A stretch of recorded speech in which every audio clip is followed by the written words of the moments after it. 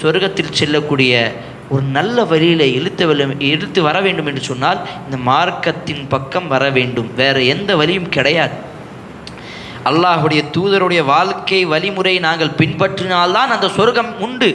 இல்லை என்று சொன்னால் அந்த சொர்க்கம் கட்டாயமாக கிடைக்காது. ரசூலுல்லாஹி ஸல்லல்லாஹு அலைஹி வஸல்லம் சொன்னார்கள், குல்லு உம்மதி ததுகுலுல் ஜன்னஹ், என்னுடைய சமுதாயத்தில் இருக்கக்கூடிய அத்துணை பேரும் சொர்க்கத்தில் செல்வார்கள், இல்லா மன் அபா, ஆனால் யார் அதை மறுக்கிறார்களோ அவர்களை தவிர.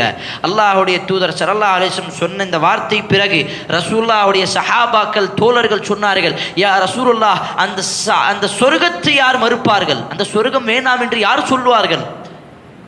ரசூலுல்லாஹ் சொன்ன பதில் என்ன தெரியுமா? என்ன பதில் சொன்னார்கள் தெரியுமா?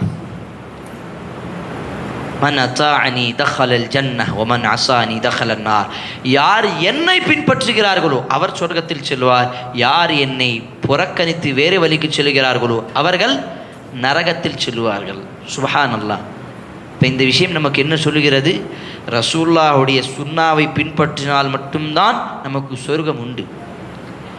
இந்த உலகத்தில் நாம் எப்படியோ வாழ்ந்துடலாம், நமக்கு இங்கே கேள்வி கணக்கு கிடையாது என்று நினைத்து நமக்கு இஷ்டப்படி இந்த உலகத்தை வாழ்ந்தால் இதற்கு பிறகு ஒரு வாழ்க்கை இருக்கிறது. அதை எப்போதும் நாங்கள் மறந்துவிடக்கூடாது.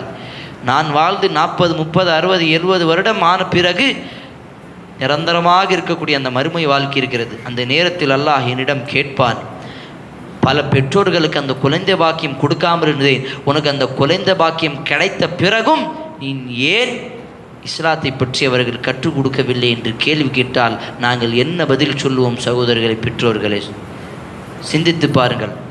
நம்மளுடைய பிள்ளைகளை நாங்கள் இஸ்லாத்துடைய ஒரு நல்ல முஸ்லிமாக உருவாக்கவில்லை என்று சொன்னால் நாளை மறுமையில் அல்லாஹ் நம்மிடம் கேள்வி கேட்க மாட்டானா? வலா துஸ்அலுன்ன யௌமஇதின் அனின் நஈம். ஒவ்வொரு நிஅமத்துகளை பற்றி, அருட்கொடை பற்றி நாளை மறுமையில் அல்லாஹ் விசாரிப்பான். அல்லாஹ் உனக்கு ஆண் குழந்தை கொடுத்தான், பெண் குழந்தை கொடுத்தான், இதை நீ இஸ்லாமிய வளர்ப்பில் எவ்வளவு வளர்த்தாய்?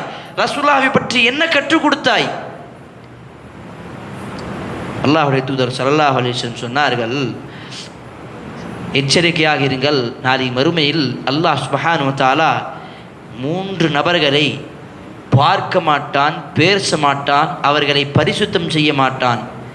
அந்த 3 நபர்கள் யார் தெரியுமா? முதலாவது, எப்போதும் போதையில் இருக்கக்கூடிய, மதுபானத்தில் குடிக்கக்கூடிய அந்த மதுபானம், அந்த அந்த அந்த நபர் தான். அதிகமாக போதையில் இருக்கக்கூடியவன், அதிகமாக மதுக்களை குடிக்கக்கூடியவன், இவன் எப்போதும் சொர்க்கத்தில் செல்ல மாட்டான். அல்லாஹ் இவனை பார்க்க மாட்டான், பேச மாட்டான், பரிசுத்தம் செய்ய மாட்டான். இரண்டாவது யார்?